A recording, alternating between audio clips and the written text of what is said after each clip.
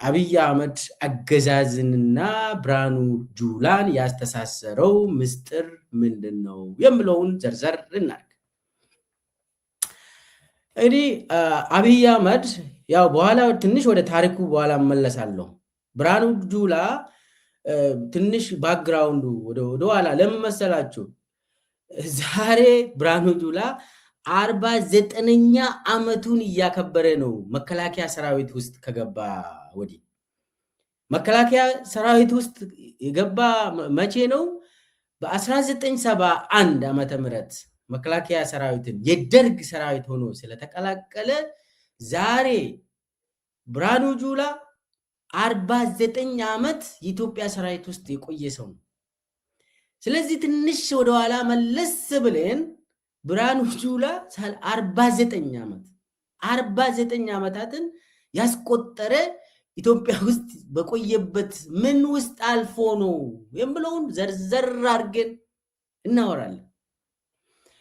እንግዲህ 3 መንግስትን ያገለገለ ሰው ነው። ደርግን አገለገለ፣ ተማረከ። ያድግን አገለገለ፣ በያድግ ተወሰደ፣ በአብይ ተወሰደ። አሁን ብልጽግናን እያገለገለ ነው።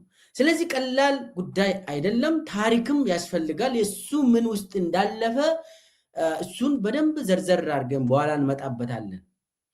መቼ እንዲያውም አብይ ወደ ስልጣን ስመጣ ከያድግም ወደ መባረር ነገር ደርሶ ተንቆ የሆነ መምሪያ ኃላፊ ሆኖ ከዛ በኋላ አብይ ወስዶት ነው። እንግዲህ ትንሽ ወደ ኋላ መለስ ብዬ በኋላ አወራለሁ። የታሪኩን በተመለከተ በጣም ወደ ኋላ እንሄዳለን።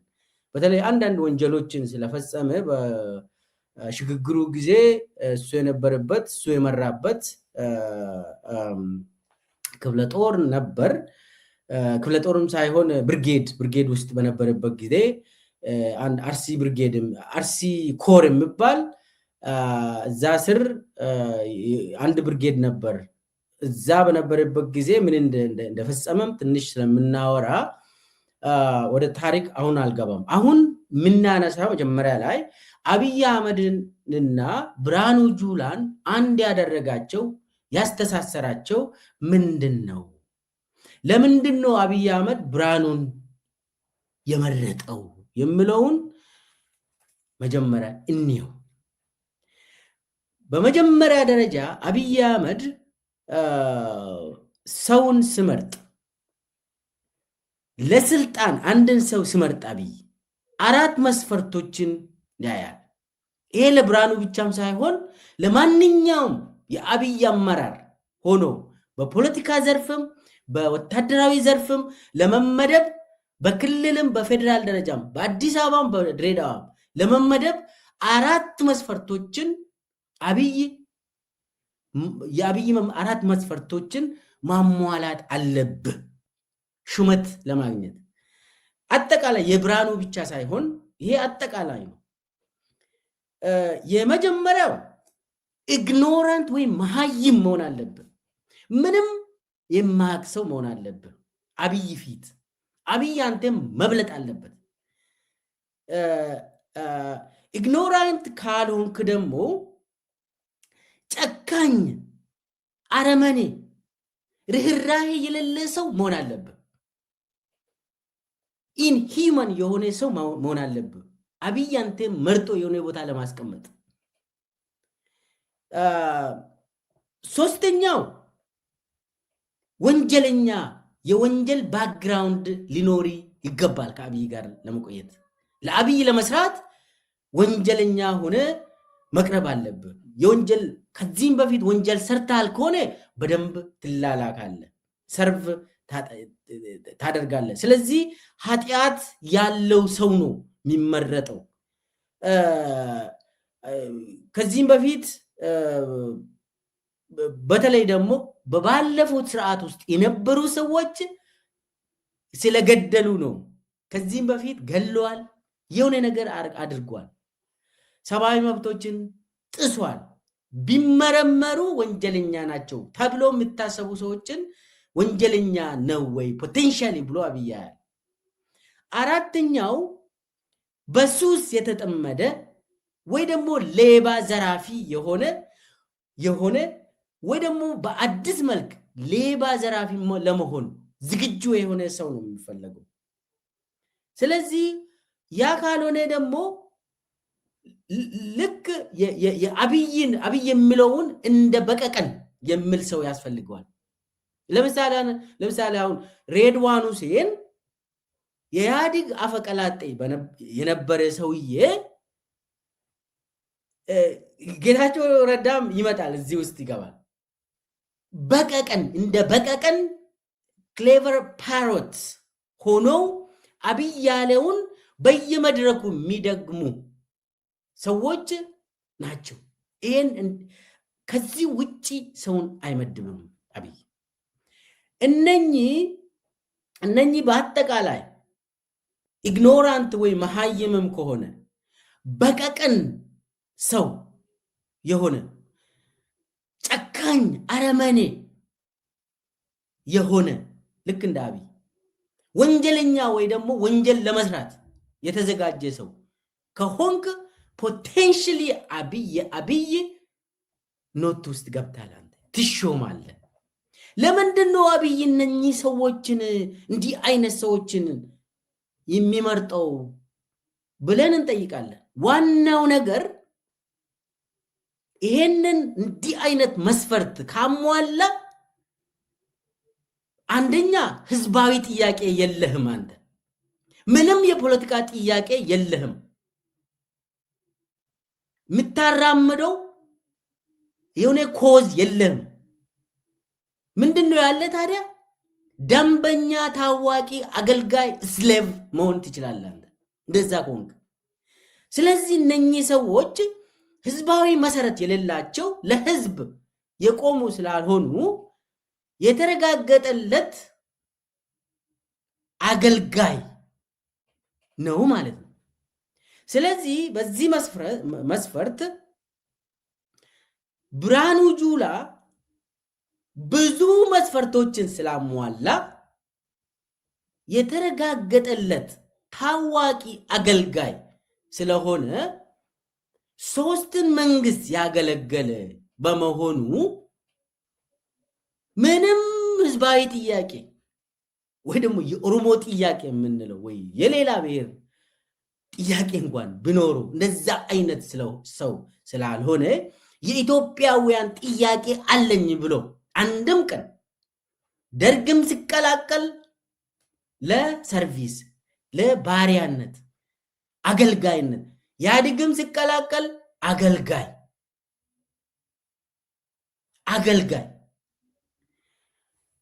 ብልጽግናንም ሲቀላቀል ደንበኛ አገልጋይ በከፍተኛ ደረጃ እና 49 ዓመት አገልጋይ የሆነ ሰው ይመረጣል። ዋናው የአብይ እዚህ ላይ ፎከስ የሚያደርገው አብይ አንድ ፍልስፍና አለ። የምርኮኛ ስነ ልቦና የሚባል በጥናት የተረጋገጠ ነገር አለ። ፕሪዝነር ኦፍ ዎር የሆነ ሰው ሁልጊዜ ምርኮኛ ሆኖ ያገለገለ ሰው ምንም ጥያቄ ስለሌለው አገልጋይ ሆኖ ይቀጠራል። አብይ ብርሃኑን የቀጠረው ደንበኛ አገልጋይ በመሆኑ ኢሚዲየትሊም በኋላ መጣበታለሁ አብይን አገልግሎ አሳይቶ ነው ወደ ላይ የተሾመው። ከዚህም በፊት እንግዲህ በታሪክ ውስጥ በኋላ እናወራለን ብያለሁ። በታሪክ ውስጥ ምርኮኛ በነበረበት ጊዜ ከተማረከ በኋላም ለጥ ብሎ በህዋት ተማርኮ ቆቦ ላይ ከዛ በኋላ ይህንን ስራ ውሰድ ተብሎ ስራ ሲሰጠው እሺ ጌታዬ ብሎ ስላገለገለ ከዛ በኋላ ለጥ ብሎ እንደ አህያ ያገለገለ በመሆኑ የምርኮኛ ስነ ልቦና በደንብ ያስመሰከረ ህዝባዊ አጀንዳ ምንም የሌለው ሰው ዛሬ ግብፅ ኢትዮጵያን ብትወር፣ ዛሬ ዳግም ጣሊያን ኢትዮጵያን ብትይዝ ደንበኛ ተላላኪ ሆኖ ይቀጠራል። ደንበኛ አገልጋይ ሆኖ ይቀጠራል። ለምን?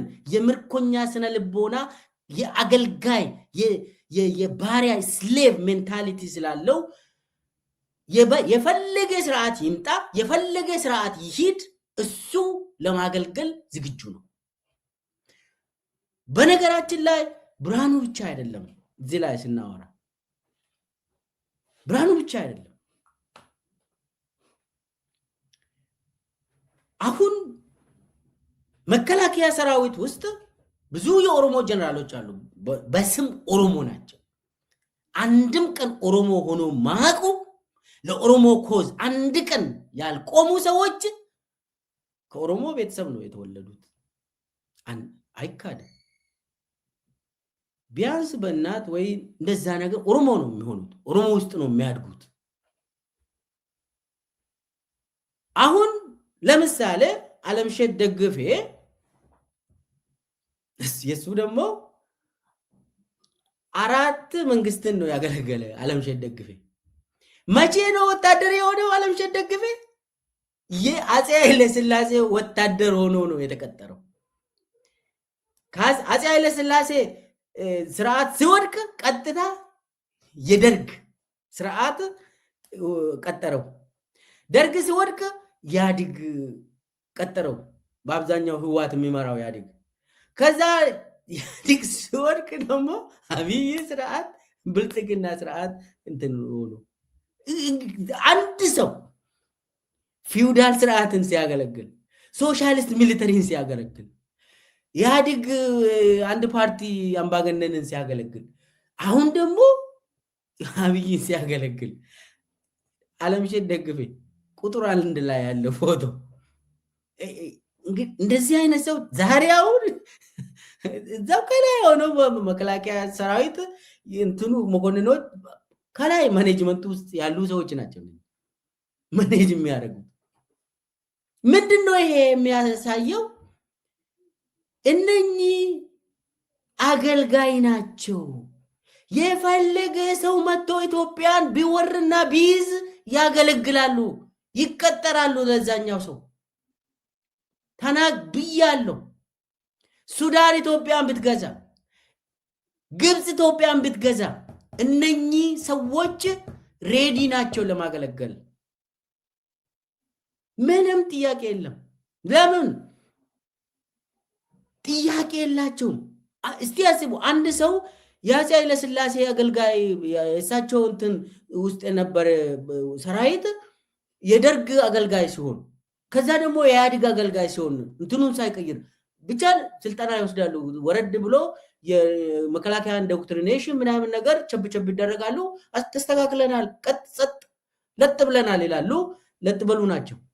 በቃ አንድ ህዝባዊ ኮዝ የሌላቸው ከሚመጣው ስርዓት ጋር ራሳቸውን ቀይሮ ጃኬት ቀይሮ በአዲስ መልክ ስራ ጀምረናል ይላሉ። ባጫ ደበሌ የደርግ ሰራዊት ጨፍጫፊ የነበረ፣ በኢህአዴግ ጊዜ ጨፍጫፊ የነበረ፣ በማን ነው በአብይ ጊዜም ጨፍጫፊ የሆነው ነገታቸው ጉዲና ተመሳሳይ። ስለዚህ ብርሃኑ ጁላም የነሱ እንትን ነው። ነሹማ አብደታም ያው ደርግ ነው የመለመላቸው። ነተሾም የገመቹም አንዳንዴ ወጣ ብሎ ተንፈስ ብሎ የሚመለስ ትንሽ ዛሬም ተንፈስ ብለዋል መሰለኝ ጽምዶ ላይ። ኤኒዌይስ እነኚህ ደርግን ያገለገሉ ትናንትና አሰብ ስትሄድ አብሮ የወሰኑ ሰዎች ዛሬ አሰብ እኛ ነች ሙተን እንገኛለን አብይ ብለዋል ይላሉ። ወጥተው አብይ ብለዋል ይላሉ። ትናንት አላሉም እነሱ? እኔ ምን ለማለት ነው? ብርሃኑም የነሱ አካል ነው። ይሄ አገልጋይነት ስነ ልቦና ስላላቸው እነኚህ ሁሉ የተማረኩ ናቸው። ተማርኮ ህዋት ስራውን ይስጠውና ህወሓት ማርኳቸው ከዛ በኋላ ኦፒዲዮን ሲጠፈጥፉ አዴት ላይ እነኚህ ሰዎችም እዛ ከዛ ጋር ስራ እንዲሰሩ ተደረገ። ስራ ተሰጣቸው። እዛ ላይ ተጠፍጥፎ እንደገና ኦሮሚያ ላይ መጥተው የኦሮሞ ህዝብን የጨፈጨፉ ሰዎች ናቸው። በነገራችን ላይ በሽግግር ጊዜ የኦሮሞ ህዝብ ጭፍጨፋ አልተጠናም። አብይ እንኳን መጥቶ ለምን ያኔ በሽግግሩ ጊዜ ኦሮሞ ስለጨፈጨፈ አብይም እዛ ውስጥ ገብቶ አብይን ኦኔግን ለመታገል ነው እኔ ኦፒዲዮን የተቀላቀልኩት በስነ ምን 10 ምናምን አመቴ ነው ምናምን ይላል። በሽግግሩ ጊዜ የኦሮሞ ህዝብ የት እንደነበር ይታወቃል። ከኦፒዲዮ ጋር አልነበረም። ኤኒዌይስ ብዙ ድራማዎች እዛ ውስጥ በነበረበት ጊዜ እነኚህ ሰዎች ጨፍጫፊዎች ናቸው። በኋላ አወራለሁ። ኦሮሚያ ውስጥ ወያኔ ጨፈጨፈን ብለን አውግዘናል። እኔም አንዱ ነኝ። አዎ ህወሓት ወያኔ ከላይ ሆኖ ብዙ ነገር አበላሽተዋል። አዎ ቀጥታ ራሳቸው ወያኔ መጥቶ መንደር ላይ እንደዚህ አልሰሩም። አንዳንድ ቦታ ሊሰሩ ይችላሉ። እነኚህ ሰዎች ናቸው ሰውን የጨፈጨፉት። ብርሃኑ ጁላም እዛ ውስጥ ነበር። እሱ የት ቦታ ወጣቶችን እንደረሸነ በኋላ አወራለሁ። በሽግግሩ ጊዜ ያሁኑ እናንተ ሁላችንም ስለምናቅ ነው። አሁን ጭፍጨፋው የአብይና የብርሃኑ ጁላ እና እነኚህ ሰዎች ጭፍጨፋ ሁላችንም ስለምናቅ ነው። ያሁኑ በትግራይ ክልል ውስጥ ምን እንዳደረጉ ይታወቃል። በአማራ ክልል ምን እያደረጉ እንዳለ ይታወቃል። በኦሮሚያ ክልል ይታወቃል። ነገር ግን አሁን የምናወራው ትንሽ ላስታውሳችሁ ብዬ ነው። በሽግግሩ ጊዜ የት ነበሩ እንደኚህ ጊዜ ያን የምለው እና የመጀመሪያው ተላላኪ ሆኖ አገልጋይ ሆኖ ስላስመሰከሩ ሰርቲፊኬት ስላላቸው አገልጋይ ሆኖ ሰርቲፊኬት ስላመጡ እነኚህ ሰዎች ሃርምፉል አይደሉም፣ ለስልጣንም አይሰጉም ብለው አብይ ለዚህ ነው የሚመርጠው። እነኚህ አንድ ቀን የህዝብ አጀንዳ አለን ብሎ አላወሩ፣ ጫካም አልገቡም። በነገራችን ላይ አብዛኞቹ በደርግ ጊዜ ነው ብያለሁ አይደል? ወደ መከላከያ ሰራዊት የተቀላቀሉት በአፈሳ አይደለም፣ በግድ እንኳን አይደለም፣ ወዶ ነው ወደ ደርግ የተቀላቀሉት። አንዳንዱ ሃይስኩል ሲወድቁ ነው ለነገሩ እዛ የተቀላቀሉት። ስለዚህ አንዱ የምርኮኛ ስነ ልቦና ስላላቸው በዚህ የተረጋገጠ ሰርቲፊኬት ስላቀረቡ እነኚህ እኔን አይክዱኝም ብሎ አብይ ለኔ አገልጋይ ሆኖ ስሌቭ ሆኖ እኔን ያገለግላሉ ብሎ አብይ ሰበሰባቸው። የትግራይ ተወላጆችን ሲያባር ወዲያውኑ እነኚህ ከየቦታ አንዱ ጦረታ የወጡት ቢዝነስ የሚሰሩ ሰዎች ባጫውን ቢዝነስ አላቸው። ሰብሰብ አድርጎና አለምሸት ቢዝነስ አላቸው። ሰብሰብ አድርጎ እንደገና እንትና አዋቀራቸው። ከዚህ ጋር ተያይዞ እንግዲህ ከአብይ ጋር ብርሃኑ ጁላ በተለይ ብርሃኑ ጁላን ከአብይ ጋር በጣም ያስተሳሰረው ምንድነው?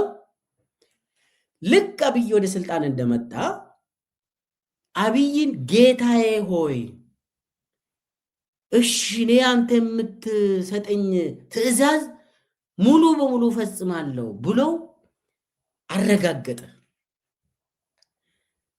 በማረጋገጡ መጀመሪያ ላይ ሲሾም ኦፕሬሽን ላይ ተሾመ። እሱ ላይ ጀነራል ሰዓሬ መኮንን ኤታማዦር ሹም ሆኖ ሲመደብ ብርሃኑ ጁላ ኦፕሬሽን ኃላፊ ሆኖ ሁለተኛ ሰው ሆኖ ተመደበ። ያኔ ሰዓሬ መኮንን ለይስሙላ ነው የተቀመጠው። ማንም ሰው የሚያውቅ ነው። አሁን ምስጢር ነው ለማለት ሳይሆን ይታወቃል። ብርሃኑ እንዲያዝ ነው አብይ እዛ ያስቀመጠው። ሰዓሬ መኮንን በስነ ምግባር የታወቀ ሰው በትውልድ ትግራዋይ ነው። ምንም ጥያቄ የለም። እሱን እዛ ላይ አድርጎ ከዛ በኋላ ብርሃኑ ጁላን እሱ ስራ አደረገ። ብርሃኑ ጁላን እሱ ስራ አድርጎ ደግሞ ሰዓሬ ላይ ብዙ ነገር ሰርቷል። ብርሃኑ ጁላ መጀመሪያ ላይ የአማራ ጀነራሎች መከላከያ ውስጥ የሚሰሩ ጀነራሎች የአማራ ተወላጅ የሆኑ ጀነራሎች ሰዓሬ ላይ እንዲነሱ ሲያቀነባብር ነበር። መከላከያ ሰራዊት ኤታማዦር ሹሙ ስብሰባ ሲጠራ ሰዓሬ መኮንን ስብሰባ ሲጠራ የአማራ ጀነራሎች ኮሎኔሎች ጥያቄዎችን እንዲያነሱ ያደርግ ነበር። ብርሃኑ ጁላ በማ ትእዛዝ? በአብይ ትእዛዝ። ሰዓሬ ተናዶ ከአዲስ አበባ ጠፍቶ ትግራይ እንዲገባ መቀሌ እንዲገባ ፑሽ ያደርጉ ነበር። ይህንን አውቃለሁ። በሰላም እንደው ያኔ በሰላም ወደ ትግራይ ቢሄድ የኔ አይሞትም ነበር። ፑሽ ያደርጉ ነበር ተገፍቶ እንዲሄድ። ያኔ እንግዲህ ድራማውን የሚሰራው ብርሃኑ ጁላ ነው። ያው ቀጣዩ ጦርነት ስላለ በጦርነቱ ጊዜ ደግሞ አብይ ብርሃኑ ጁላ አማራ ህዝብን ተጠቅመዋል። ደግሞ ትግራይ ጋር ለማጋጨት ተጠቅሟል። ይህንን አንካካድም። ከተጥሪው የአብይና የብርሃኑ ጁላ ነው። ማን ነው አሁን ፌዴሬሽን ምክር ቤት አፈ ጉባኤ ተብሎ አንድ ተላላኪ አገኘው ተሻገር የሚባል አማራ ህዝብን የበደለ ሰው አንዱ ስሙ ማይነሳ አገኘው ተሻገር የሚባል ተላላኪ እና ጀነራል ሰዓሬ ላይ እንደዚህ ሲያደርጉ ጀነራል ሰዓሬ ብቻ አይደለም። በነገራችን ላይ ለማ መገርሳ ለተወሰነ ጊዜ መከላከያ ሚኒስቴር አልሆነም። መከላከያ ሚኒስቴር ሆኖ ለማ መገርሳ ከብርሃኑ ጋር አይስማሙ። ምንድነው ያለው ብርሃኑ? ለማን ካልገደልኩ ብሎ ለማን ጠምዶ ለማ ወደ ቢሮ ሲገባ ድሮ ተፈትሾ ማቅ ሚኒስቴር ሆኖ በር ላይ እስከ መጨረሻ ከዛ ተባሮ ቤት ውስጥ ብርሃኑ ጁላ ነው ለማን ያሰረው በአብይ ትእዛዝ። ብርሃኑ ጁላ ለማ መገርሳን ቤት ውስጥ የቤት እስረኛ አድርጎ 6 ወር ቢሮ ሲገባ ለማ መገርሳ ይፈተሻል ሚኒስቴር ሆኖ። ብርሃኑ ጁላ ግን አይፈተሽም። የሱ እንትን ሰዎች አይፈተሹም፣ ጀነራሎችም አይፈተሹም። ለዛ እንትን ለማን አዋርዶ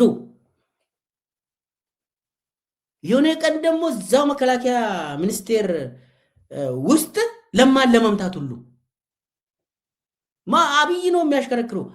አገልጋይ ባሪያ የአብይ አህመድ ባሪያ ሆኖ ማገልገል ስለሚችል ያንን ስላስመሰከረ ኦፕሬሽን ላይ ሆኖ ሁለተኛ ላይ ሆኖ ኢታማዦር ሹሙን ስላሰቃየ ለማ መገርሳንም ስላሰቃየ ፕሩቭ አደረገ። ለአብይ በተጨባጭ አሳየው እና ከዛ በኋላ በየቦታ ለማን ይሳደባል። መጨረሻ ላይ የምናውቀው ሰዓሬ መኮንን ተገደለ። ሰዓሬ መኮንን እንደዛ ተጠምዶ በየቦታ በብርሃኑ ጁላ ሐራስ ሲደረግ የነበረ ሰዓሬ መኮንን ተገደለ።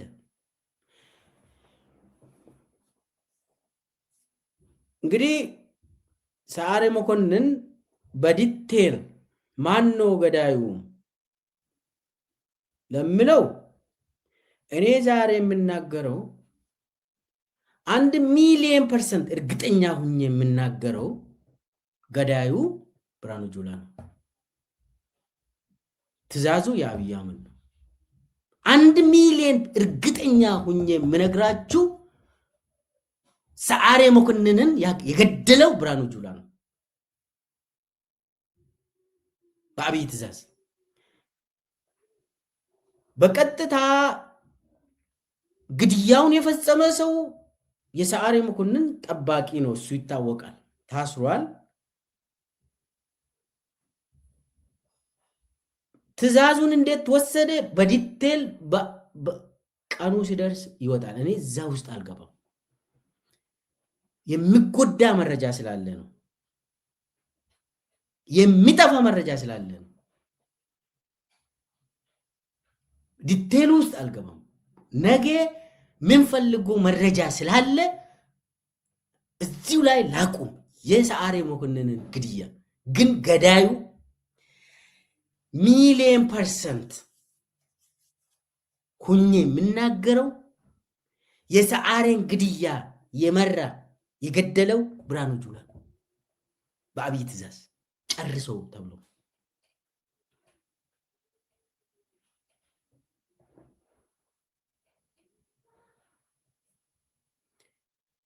ይሄንን ስለፈጸመ ለአብይ ደንበኛ የተመሰከረለት አገልጋይ ሆኖ ተቀጠረ። ኤታማዦር ሹም ሆኖ ከዛ ደግሞ ምን ብሎ ነው ያወሩት? ኤታማዦር ሹሙ ይሄው ራሱን ኤታማዦር ሹሙ ምን ብሎ ነው የሚያወሩት? በሚዲያ በተለያየ በፕሮፓጋንዳ ያስወሩት ሰዓሬ መኮንን በአማራ ነው የተገደለ ተባለ። እዛ ዶክተር አምባቸው መኮንንን ገደሉ። እዚህ ደግሞ ሰዓሬን ገለው በአማራ ተገደለ ተባለ። ጥበቃው አማራ ነው የገደለው ተባለ። ከዛ ማንም ሰው እንዴት የሚለውን አልተፈተሽም። በነገራችን ላይ የአዲስ አበባ ፖሊስ ምርመራውን ገፍቶበት ነበር። ገዳዩ ሰውዬን ማን ነው ያዘዘው? ለምንድን ነው ያደረከው? ብለው ትንሽ ገፍተው ሲሄድ አቁም ተባለ። የአዲስ አበባ ፖሊስ አቆመ። ልክ ያጫሉ ግድያ አዲስ አበባ ፖሊስ ትንሽ ገፍቶ ማጥናት ሲሞክል አስቆሙት ቶሎ። አሁን የአዲስ አበባ ፖሊስን ተረክቧል አብይ ራሱ በቀጥታ በራሱ ሰዎች እዛ በማስቀመጥ እና ብርሃኑ ጁላ ሰርቲፋይድ ነው በአገልጋይነት። አብይ ያለውን የስ ሜን ብሎ ያደርጋል፣ ይፈጽማል። እሺ ጌታዬ ከሰዓት ጠብቁኝ ይላል፣ ፈጽሞ ይመጣል፣ አስፈጽሞ ይመጣል። ያዙልኝ። አንድ ነገር ልንገራችሁ። ሰዓሬ መኮንን በነበረበት ጊዜ ለመጀመሪያ ጊዜ የወታደራዊ ኮማንድ ፖስት ኦሮሚያ ላይ ተቋቋመ። ምዕራብ ኦሮሚያ ላይ ተቋቋመ። ሻኔ ምናምን ብሎ እነሱ የሚጠሩት እነሱን ለማጥፋት ተብሎ ይሄንን ፕሮፖዛል ይዞ የመጣው ብርሃኑ ጁላ ነው። ኦፕሬሽን ላይ በነበረበት ጊዜ የሚገርማችሁ ሰዓሬ መኮንን ያኔ ኤታማዦር ሹም ስለሆነ ወዳጆች ሆይ አሁን አብይ አህመድ ከኦሮሚያ ነው የመጣ፣ እንደው እናንተም ኦሮሞ ናችሁ፣ ምን ሆናችሁ ነው ኦሮሚያ ላይ ሚሊተሪ ኮማንድ ፖስት የምታቋቁሙት? ያላችሁትን ፖለቲካ ችግር ለምንድን ነው የማትፈቱት? ውርደት ነው፣ እኔ ይህንን አላይም ብሎ የተናገረው ሰዓሬ መኮንን ነው። ኦሮሚያ ላይ ኮማንድ ፖስት አታቁሙ በሉ። እንግዲህ ጫካ የገቡትን ልጆች ጠርታችሁ ምንድን ነው ችግራችሁ ብላችሁ ፖለቲካም ከሆነ የፖለቲካ ችግራችሁን ፍቱት። ይሄ ውርደት ነው ለእናንተ ራሱ ብሎ ያንን የጦር ፕሮፖዛል እቅድ ውድቅ አደረገ። ማን ነው በማጆሪቲ ያስወሰነው? ብርሃኑ ጁላ ኦሮሞ ህዝብ ላይ በሁለት ሳምንት ውስጥ ሸኔን እናጸዳለን ብሎ ፓርላማ ላይ መጥቶ ወዲያውኑ ተናገረ። መለስ ብላችሁ ይዩት። ሁለት ሳምንት ውስጥ ሸኔን አጸዳ አላጸዳም? ያ ሸኔ የተባለው አሁን ያኔ ሁለት ወረዳ ውስጥ ቤጊና አንፍሎ ምናምን አካባቢ የነበሩ የኦኤልኤ ሰራዊት ዛሬ ሙሉ ኦሮሚያ ውስጥ የሚንቀሳቀሱ ሆነ። ሁሉም ወረዳዎች ውስጥ አሉ። ያኔ ሰዓሬ ነፍሱን ይማረው ተው እናንተ ግን ከኦሮሚያ መታችሁ ለምንድን ነው እንደዚህ የምታደርጉት? ኦሮሚያ ላይ ሚሊተሪ ኮማንድ ፖስት እኔ ቮት አልሰጥም ብሎ እምቢ ያለውን ብርሃኑ ጁላና ግብረ አባሮቹ እንትኑን ሄዱበት። አብይ ተደሰተ። ከዛ በኋላ አንድ ጊዜ ደግሞ ምንድነው ያደረጉት? ሄሊኮፕተር አንስቶ ይልማ መርዳሳና ብርሃኑ ጁላ፣ ብርሃኑ ኦፕሬሽን ላይ ሆኖ ይልማ ደግሞ አየር ኃይል ነው። ሳሬ መኮንንን ሳናግሩት እሱ ኃላፊ ሆኖ እሱ ጠቅላይ ኤታማዦር ሹም ሆኖ በነበረበት ጊዜ እሱን ኢንፎርም ሳያደርጉት ብርሃኑ ጁላና ይልማ ሄሊኮፕተር አንስተው ቤጊ ላይ ሰውን ጨፈጨፉ። ሸኔዎችን አገኘን ብሎ የሰው ልጅ ዜጎችን ጨፈጨፉ። ከዛ በኋላ ሰዓሬ ተናደው ውርደት አለ፣ ውርደታሞች አለ፣ እኔን አታን መስማት መብት አለኝ አለ። እኔን እዚህ ትታችሁኝ እንዴት ሄሊኮፕተርን አንስታችሁ ሸኔ ምናምን ብላችሁ ለምን ትሄዳላችሁ? እኔን ማማከር አለባችሁ ብሎ ይህንን ሁሉ ስላደረጉ እነኚህ ሰዎች በአብይ ተመረጡ። በአብይ የተረጋገጠላቸው በቃ ሰርቫንት አገልጋይ በመሆናቸው ተመረጡ። የሆነ ጊዜ በነገራችን ላይ ህዋቶችን ኦፕሬሽን እንትን እናደርጋለን ብሎ መቀሌ አንድ አንቶኖቪ ሰራዊት አስጭኖ ቀይ መለዮ ምናምን የለበሱ የሪፐብሊካን ጋርድ ምናምን ወደ መቀሌ ወሰዱና የህዋት አመራሮችን አንድ ሆቴል ውስጥ ስለነበሩ ሰብሰብ አድርገን ይዘን እንመለሳለን ብሎ ያው ያኔ ዛሬ የለም ኦሬዲ ሞተዋል።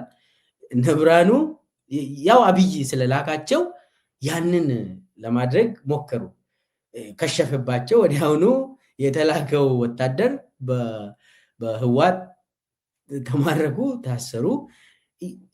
ምን ለማለት ነው? አብይ አርጉ ያለውን ስለሚያደርጉ ብከሽፍም ተላላኪ ናቸው። ለዛ ተመረጡ። ሌላው በተለይ ደግሞ እዚች ላይ ያዙልኝ፣ ብርሃኑ ጁላ ለምንድን ነው ኢታማዦር ሹም የሆነው? ወሳኛው ምስጢር ምንድን ነች የምለው ምንድን ነች? እሷ ብርሃኑ በታሪክ በኋላ ስለምናወራ ታሪክ ውስጥ አልገባም። መከላከያ ውስጥ በነበረበት ጊዜ ለህዋቶች በጣም ቅርበት የነበረ ሰው ነው። በተለይ ደግሞ የትግራይ ጀነራሎች ጋር በጣም ይቀራረባል እና የትግራይ ተወላጆች ጀነራሎችን በሚገባ አውቃለሁ ይላል። በተወሰነም ያውቃል፣ እውነት ነው። እና ክፍለ ጦሮችን ያኔ ስለመራ ህዋት ጋር በጣም ስለሚቀራረብ አብይ ምንድን ነው ያለው? ይህ ሰውዬ በጣም የነሱን ምስጢር ያውቃል፣ የህዋትን ምስጢር፣ የትግራይ ጀነራሎችን ምስጢር ያውቃል፣ የግል ጸባያቸውን ያውቃል። ብርሃኑ ምን እንደሚጠጡ፣ የት እንደሚጠጡ፣ ምስቶቻቸው ምን የሁሉ ብርሃኑ ጁላ ያውቃል። ስለዚህ ብርሃኑ ጁላ ወሳኝ ነው። ብርሃኑ ጁላ የተነሳው የትግራይ ተወላጆች ጀነራሎችን ለመስበር ነው። ብርሃኑ ጁላ እነሱን ስለሚያውቅ በቅርበት እነሱን ስለሚያውቅ እነሱም ደግሞ የሚገርማችሁ ብርሃኑ ጁላ ክፉ ሰው አይደለም ብሎ ያምናሉ። ብዙ የትግራይ ጀነራሎች ብርሃኑ ጁላ ከኛ ጋር 27 ዓመት አብሮ ከተማረከ ጀምሮ ቆቦ ላይ ከማረክነው ቀን ጀምሮ በጣም በንጹህ ስነ ልቦና እኛን ሲያገለግል ነበር። ክፉ ሰው አይደለም፣ ሃርምፉል ሰው አይደለም ብለው ያምናሉ። ይህንን ከብዙ ትግራይ ጀነራሎች ሰምቻለሁ። ይህንን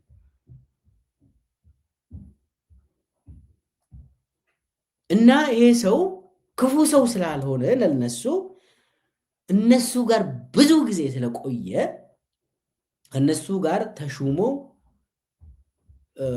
ብዙ ነገር ሰርቷል። በዛ ምክንያት አብይ አህመድ ምን ብሎ ወሰደ? ብርሃኑ ጁላ ህወሓትን በደንብ ስለሚያውቅ ከነሱ ጋር ብዙ ጊዜ ስለሰራ ይጠቅመኛል ብሎ ወሰደ። እነሱን ለመምታት እነሱ ላይ ጦርነት ሳውጅ በደንብ የሚረዳኝ ሰው ካለ በሚገባ መጠቀም ካለብን ሰው ብርሃኑ ጁላ ነው። ከብርሃኑ ጁላ የበለጠ የትግራይ ተወላጆች ጀነራሎችን፣ ኮሎኔሎችን የሚያውቅ ሰው የለም።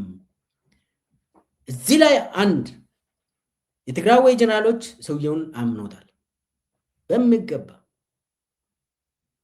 በሁለተኛ ደረጃ አብይንን አይቷል።